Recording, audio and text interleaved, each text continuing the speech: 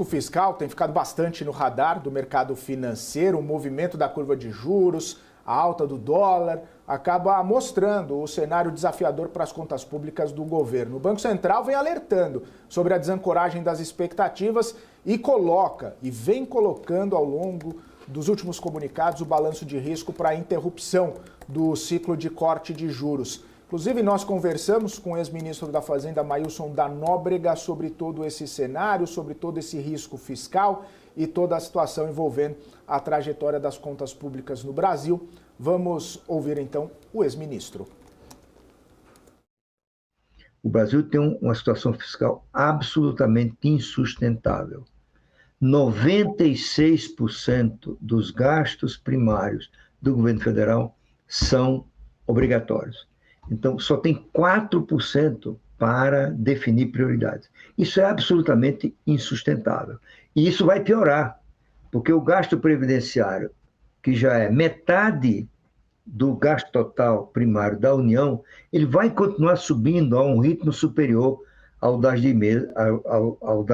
demais despesas primárias, né? Em algum momento, vai acabar o espaço para gasto discricionário.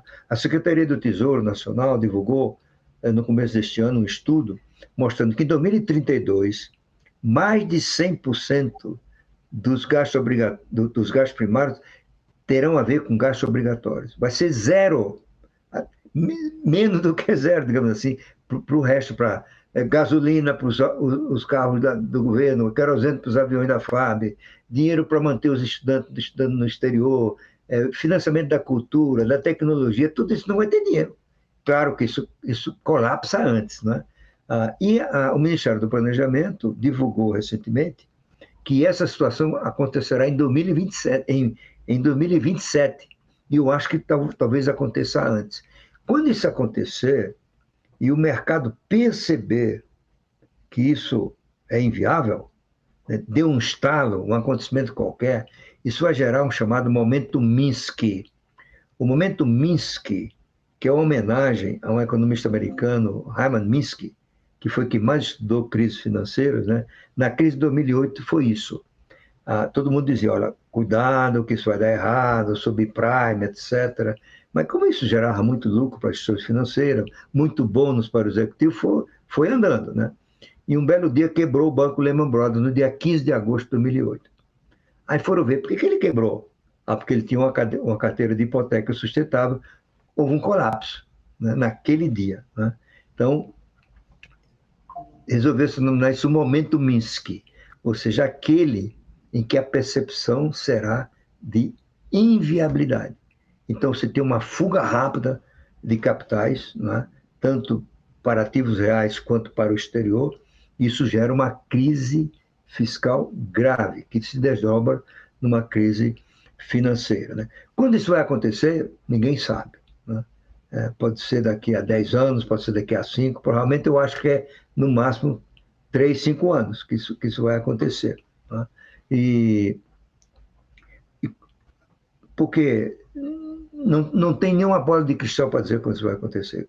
Como eu costumo citar um economista alemão, Roger Donnebusch, que ele foi casado com uma brasileira, a Helena Cardoso, falava português, enfim, ele já faleceu.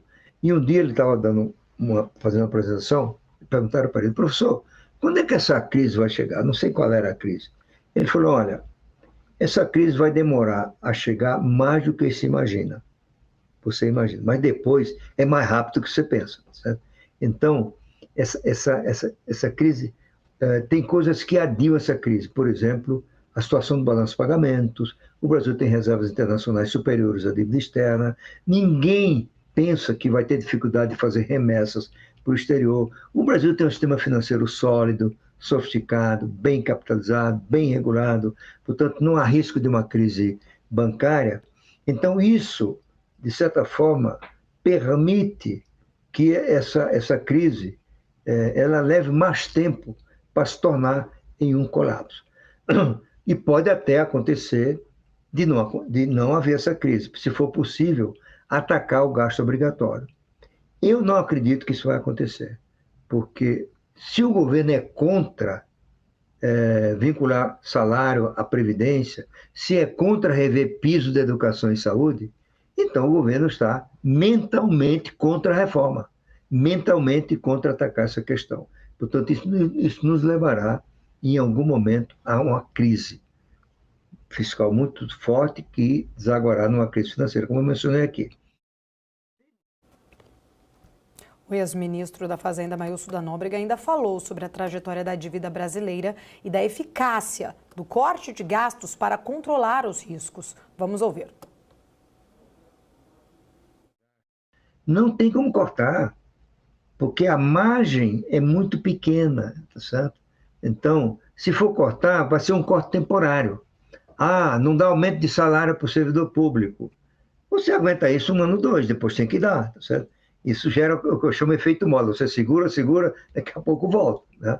Então, a solução para isso é devolver ao país a flexibilidade que lhe falta na gestão do orçamento, né?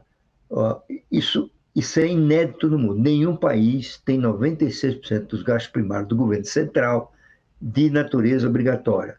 A média mundial é em torno de metade. Os países têm metade do orçamento para definir prioridades, né? E essa loucura de vinculação de gasto à saúde e educação só tem no Brasil, né? ou em país menos desenvolvido que o Brasil. Nenhum país rico adotou essa política de vinculação de gasto à receita, porque torna a política eterna, né? Então, arrecadou mais, gasta mais, entendeu? Você chegou a um caos no Brasil que, se por acaso o governo conseguir eliminar privilégios na área do imposto de renda, isso vai arrecadar mais. Ele só aproveita metade do que arrecadar, porque a outra metade vai para estados e municípios. Ou seja, além da rigidez, você tem uma transferência muito grande de recursos da União para estados e municípios. Tá aí, né?